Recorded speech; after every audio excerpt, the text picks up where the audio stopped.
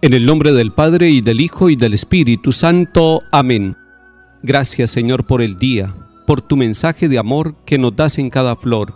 Por esta luz de alegría te doy las gracias, Señor. Gracias, Señor, por la espina que encontraré en el sendero donde marcho pregonero de tu esperanza divina. Gracias por ser compañero. Gracias, Señor, porque dejas que abrace tu amor mi ser, porque haces aparecer tus flores a mis abejas tan sedientas de beber. Gracias por este camino donde caigo y me levanto, donde te entrego mi canto mientras marcho peregrino, Señor, a tu monte santo. Gracias, Señor, por la luz que ilumina mi existir, por este dulce dormir que me devuelve a tu cruz. Gracias, Señor, por vivir. Amén.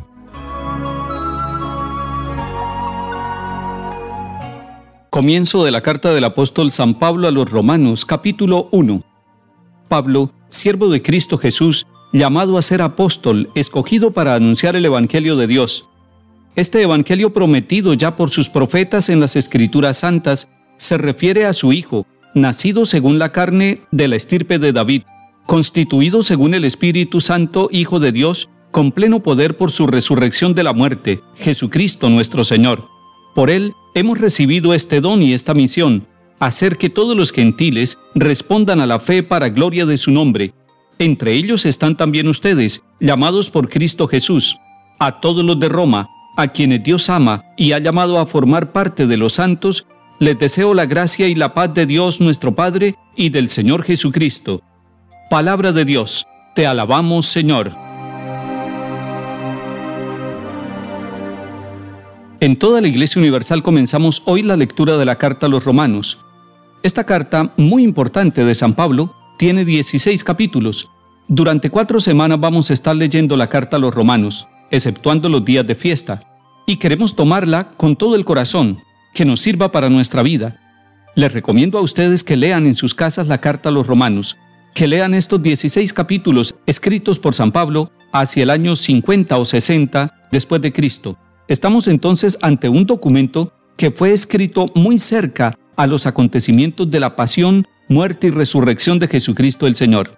Estemos atentos porque la carta a los Romanos fue escrita por Pablo a una comunidad de creyentes en Jesucristo el Señor que vive en Roma. Pero Pablo, cuando escribe esta carta, todavía no ha visitado la comunidad de Roma. Tiene el proyecto de ir, pero no ha visitado la comunidad de Roma. No ha podido él mismo predicar el Evangelio. El Evangelio llegó a Roma, y Roma es la capital del imperio en ese momento, de los no creyentes, de los paganos. Cuando escuchemos la palabra paganos, no lo tomemos peyorativamente, despectivamente. Cuando escuchemos la palabra paganos, descubramos que se refiere a aquellos que no hacen parte del pueblo de Dios, que es el pueblo de Israel, el pueblo elegido por el Señor. Pero el Evangelio llegó a Roma como una semilla. ¿Quiénes llevaron esta semilla hasta Roma? No lo sabemos. Lo que sí es cierto es que allí posiblemente hay algunos judíos que empiezan a creer en el Evangelio que Pablo ha predicado en otras ciudades. Pero también puede haber sucedido que la semilla del Evangelio llegó por mano de algunos paganos que también creyeron en el Señor Jesús. Lo que sí es cierto es que San Pablo en esta carta nos va a ampliar el corazón, porque él, con su doctrina, con su claridad, con la gracia del Espíritu Santo, nos va a decir que ese Evangelio de Dios es un Evangelio para toda la humanidad. No solamente para los judíos, sino para los judíos que estén en cualquier parte del mundo y para aquellos que sin ser judíos reciben con alegría la palabra de Dios y la llevan a su vida.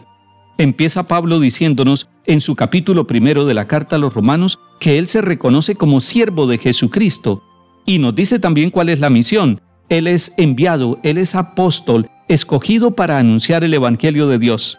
Qué interesante la manera como Pablo se identifica a sí mismo. Es siervo de Cristo, él es un servidor de Cristo, él no es el dueño del Evangelio, él es un portador de un mensaje de salvación que es el Evangelio de Dios. Y el Evangelio de Dios es la persona de Jesucristo, prometido por los profetas, nacido según la carne de la estirpe de David, constituido por el Espíritu Santo, Hijo de Dios, resucitado de entre los muertos y por eso goza de todo poder.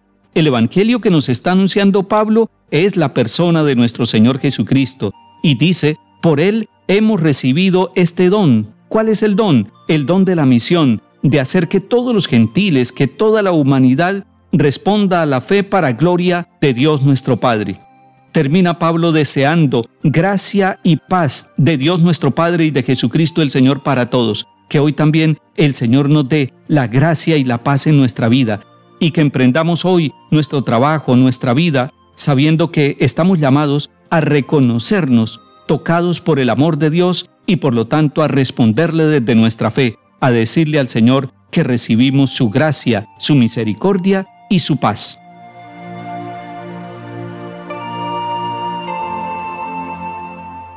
Salmo 97.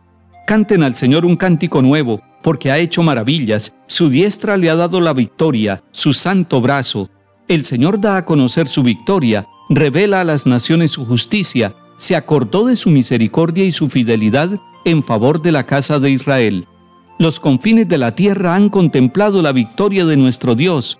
Aclama al Señor tierra entera, grita, vitorea, toca.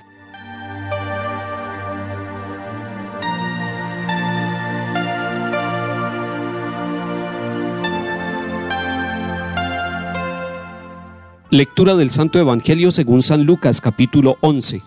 En aquel tiempo, la gente se apiñaba alrededor de Jesús y él se puso a decirles: Esta generación es una generación perversa. Pide un signo, pero no se le dará más signo que el signo de Jonás. Como Jonás fue un signo para los habitantes de Nínive, lo mismo será el Hijo del Hombre para esta generación.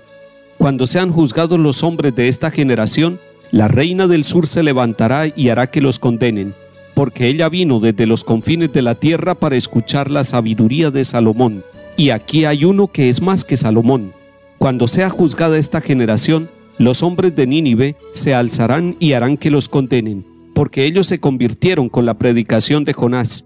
Y aquí hay uno que es más que Jonás. Palabra del Señor.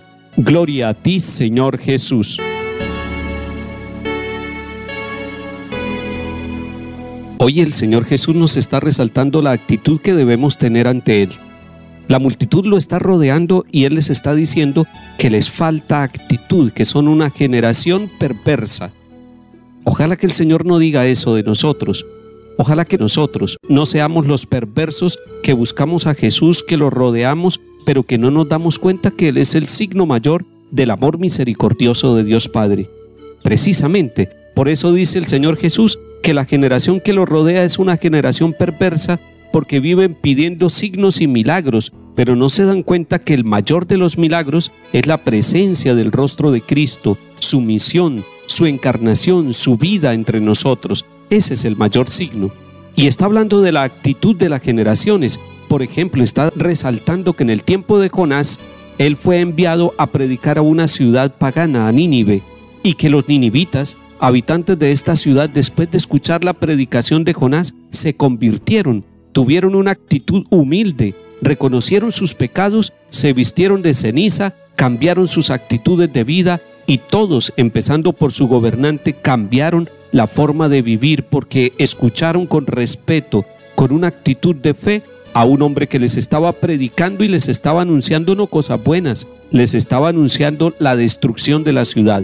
¿Qué fue lo importante entonces en Nínive? La actitud receptiva ante la profecía, ante el signo de Jonás, ante la palabra que Jonás les estaba dirigiendo a cada uno de los habitantes de esta importantísima ciudad de Nínive.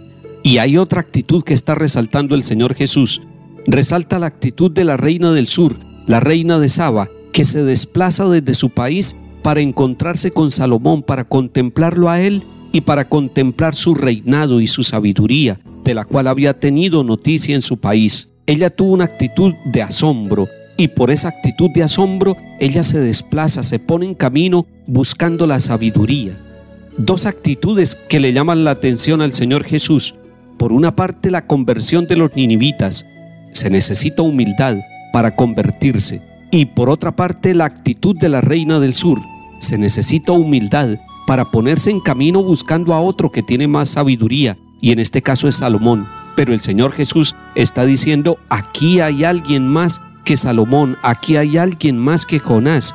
Por lo tanto, mirándolo a él, debe haber una actitud de humildad y de fe para poder aceptar el mensaje que el Señor está dando y para que nosotros podamos decir, como los ninivitas: ante la presencia amorosa de Cristo Jesús, ante su presencia misericordiosa, ante su llamado a la conversión, yo quiero convertirme hoy y no quiero dejarlo para mañana. Es una actitud de humildad, de reconocimiento de nuestra falta, pero además debemos encontrar en Cristo la plenitud de la sabiduría. Ya no es la imperfección de un rey como Salomón, a pesar de ser dotado de inmensa sabiduría. No, hoy queremos vivir la sabiduría plena de Cristo. Él nos da la manera de vivir correcta en nuestra existencia y esa es la sabiduría que nos conduce como hermanos al cielo.